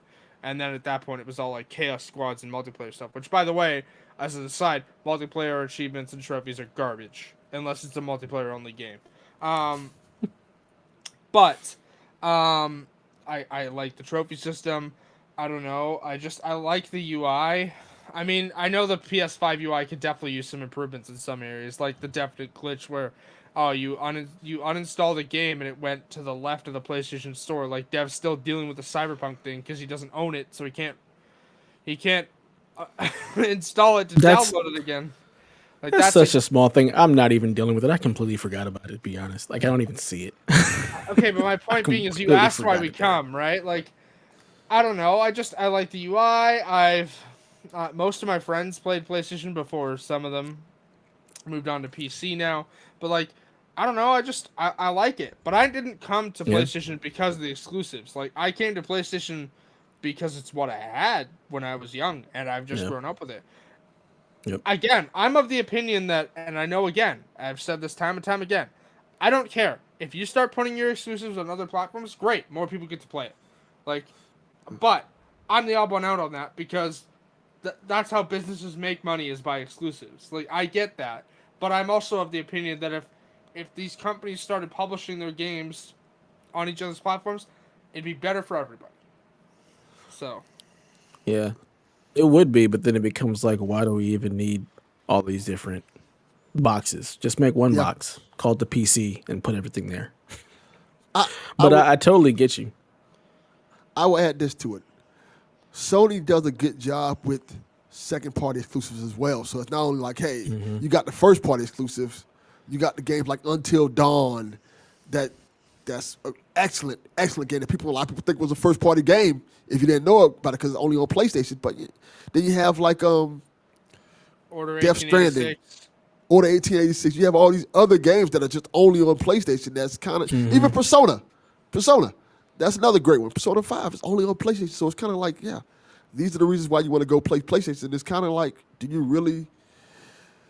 It's not what I'm saying. It's not only the first party games you got to look at. Like, oh, this is why people come. You also have these second party, like Yakuza just got the Xbox. We've been Right. playing the Yakuza series for years on PlayStation.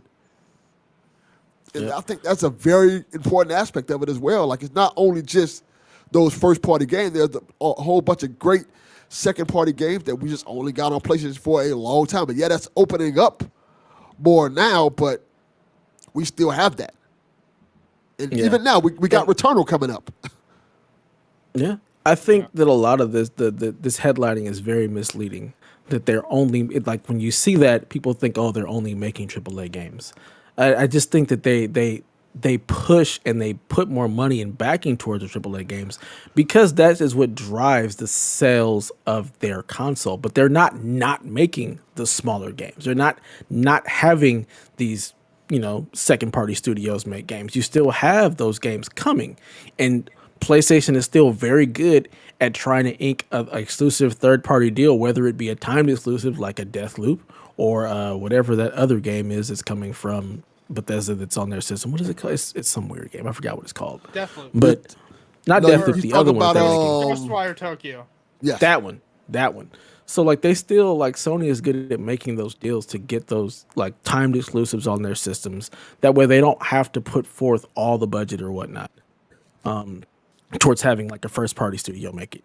They still make those deals. Like, of course, they're gonna push the AAA games because that's what drives people to buy their consoles. But they still are gonna have a stable of all of these indies and the second party games. And you think Shuhei Yoshida is just sitting there not rounding up indies? Like, he loves that stuff. Of course, we're still gonna see all of that. But the major marketing push is definitely going to be towards the games that sell the system. So I don't necessarily think that it's an obsession where we're only making this stuff. It's just like, that's what helps us move our console. So that's a lot of the times financially where we have to put our money, and why it may seem like kind of, like, not the greatest move, or people may be bothered by it in the way like all the teams have been moved around, like Ben being moved to make an Uncharted game under, the supervision of Naughty Dog. While for those developers, it may suck because they're not working on what they want to work on. It's kind of like, a lot of times you see that in the industry. And that's why you have so much movement within the industry. People are constantly leaving teams and going elsewhere. And everybody's like, oh my God, why are you leaving this company? Like, people get like so like butthurt because they're so attached to this person at this particular studio. But people leave because like, they're creatives, and if they're not creating what they want to create, they're going to go somewhere that allows them to do that. But that doesn't mean that studio is falling apart, because again, it's constant, just Yeah. turning. Like, people are coming in. And yeah, while BioWare now is not the BioWare of before, it's because they have new people there. And that doesn't mean that they're not going to make great games. It just may mean they don't make the game for you. But the game for you may exist at a different studio, and that's I don't know. okay. Yeah. I'm very excited for Legendary Edition, and honestly, I know it's mostly just touch up work for remasters, but like I think this is a like the whole argument of like, oh, the BioWare of now like BioWare's dead. If they don't succeed in the next game, they're dead, which with EA might be true. But my point being is that like everyone makes that argument that, oh, it's not the same BioWare that made Mass Effect 2. Yeah, of course, people move on or move to new studios, right? Like most recent example I can think of is Darby from Ubisoft. He just left after 10 years, right? He hasn't announced his next project, but he's definitely going to work on something creative because that's who he was. He was a narrative designer, right? Like I don't know, like Drew. I forget what his last name is, but like he just came back to Insomniac, right? Like I don't know. I have But a my perfect point. example for you, by the way. Okay, but my point about BioWare is that this new game, yes, it's a remaster, but it's also an opportunity to show what the new BioWare, the BioWare that exists today, can do. The Coalition. Perfect example what you're talking about. They made the original Gears was not made by the Coalition. No, I know it was made. It's made by. Flippy B. Yeah, there we Yeah, go. Cliffy B. Coalition picked up the ball, they made Gears different. They did their own thing and it worked. And sometimes you just need that different vision. Like Yeah. that dude bro vision of Gears of War was cool for that time. But when Cliffy B left and that dude bro, hey, we're manly man vision left, it changed Gears, but in a lot of ways it made Gears better because they had a different vision for it. You know, Kate is amazing. Kate is a fantastic character. I love Kate. Don't tell Kevin that. Yeah, Kev already sometimes knows how I feel. I will Some- literally walk over to the other side of the room and grab my limited edition Kate Wintered Armor Xbox One controller right now, just for Kevin. I was just kidding. It's just I know. Just I know. sometimes okay. you It's okay. sometimes you It's need okay. that change. Sometimes you need that. Hey, we have a new vision that we want to put into this game, and sometimes it works, sometimes it doesn't work, and sometimes you gotta just. Sometimes change is good. That's my point. Yeah, basically. I agree. Sometimes Yeah. gotta And for walk. every For example, coalition, that. there you go. That's another one. Yeah. Yeah. But you also have the floundering period of like 343 taking over for Bungie. Like there was some rough patches there, but you know they also developed really good games. So, and I think that's the problem of getting hung up on studios. Like you constantly get hung up on the studio that makes the game, the name behind who's making the game, when a lot of times there's so much turnover in those studios that you have to like kind of disconnect from the studio and who's making the game and start looking at the games and be like, is this a game that I want to play? Like, because if it's one team that makes the game here, and then you've got like a whole different team between part one and part two making it, it may not be the same, you know. So getting hung up on trying to be like, I'm gonna buy everything that BioWare makes, when between every release it may be a completely different team, a different group of people, a different vision making those games. It's kind of hard to just continually back a studio when there's so much change in the industry. So for me, like a lot of times I try not to even, and this is just me personally, I try not to pay attention too much to who's making the games and just look at what the games are and is it something that I want to play. So that's just my take on it. And I think that just get excited for games. That makes sense. I don't know. Like, it's just this is all just based on, again, like, yes, again, Jason Schreier is great at his track record, but it's all speculation. We won't know until something is said.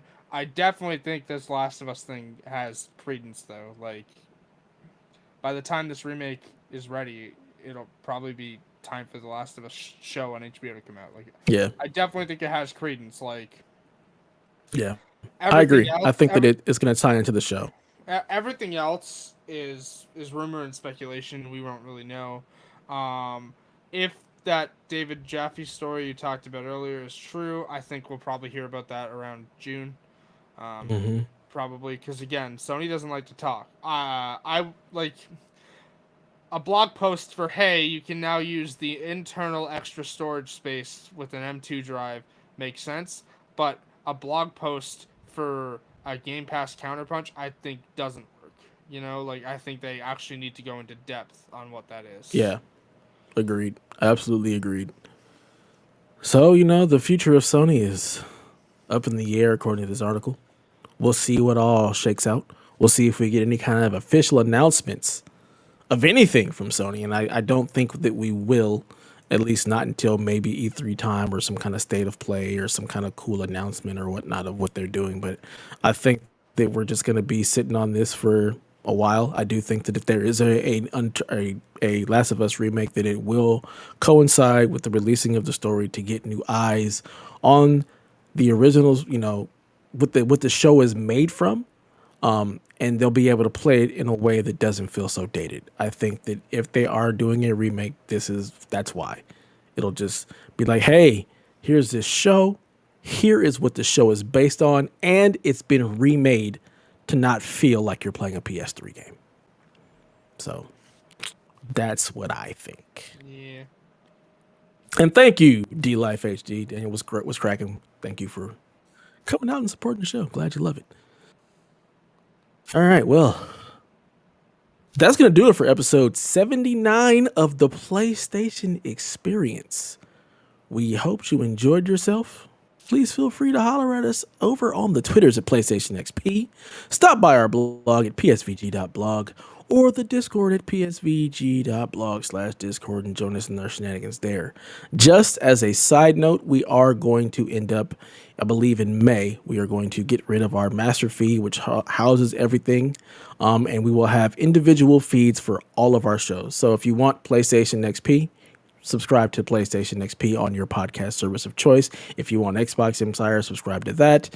All of our other shows, just subscribe to each show individually because eventually that master feed will be going away. And if you're a Patreon subscriber, we still are going to have all that stuff in the back end of our Patreon. So the Dollar Cinema, the Strong Style, the DLC episodes, one of which just released for Garrett, which was interesting. It was great show. I can't believe he didn't know the enemies in Pac-Man. That hurt my heart, Garrett. Hurt my heart. But we've got tons of content still coming. Just wanted to give people a heads up about that master feed going away and for each show to have its own subscription. That way you can subscribe to just the shows you want and not have to worry about not listening to the ones that you don't. So with that in mind, let me give a shout out to our patrons at the producer level. Mr. Michael Masick, Barry Cathcart, Edwin Callow, Stephen Keller, Nick Creature, Root Days 93, Ben Moxham, Rob Emanuel, Nick Fallharber, Paul Calicote, Kyle Heyman, Grouchy Surge, myself, Josh the Bonesaw Barbone, RJ Kern, and Horse Girl 69. Thank you all for joining us on the journey that is PSVG. And with that, let the people know where they can find you, Delvin. You're muted. You can find me on Twitter at Devil_Cox and check out the Devil Cox Experience anywhere you get podcasts. Speaking of that, I just became, a patron, and now I have my Delvin Cox Experience mask. Thank you, sir. Go. You're welcome, brother. And where can the people find you, Haley? You can find me over on Twitter at ShepardZarel. You can find me on your game platform of choice at HaleyZarel. You can find me at twitch.tv/HaleyZarel. Like I said, currently still putting all my energy into trying to find a job because it's been 6 months and I've had one interview. Please help if you can. Send jobs. Send jobs here. Like literally, I've stated before, expected return. I definitely want to go back to streaming, but at the moment, I'm slating Resident Evil Village, Mass Effect Legendary Edition, maybe even end of April for the Wrath of the Druids DLC for Valhalla. But currently, again, I'm just putting all that energy into trying to find a job. On top of that, if you want to follow my shenanigans, where I made an excellent Hitman joke over on Tumblr and had a Hitman blog reblog me and go, why didn't I think of this? You can find me at haleyzarel.tumblr.com. For reference, I will repeat the joke here. I am probably going to get hate for this. But Prince Philip is dead. Excellent work, Agent 47. Now make your way to an exit. Wow. Yeah. And you can find me pretty much everywhere. Just Dad no, Ninja Dev. just no fanfare. Just let it. No. Just gonna move right past that. Yeah. Oh, Dad come Ninja on, it's Dev great. everywhere. I Yeah, mean, that was great. That was great. Come I on. appreciate it when everybody makes that face, and it's not from me saying something crazy.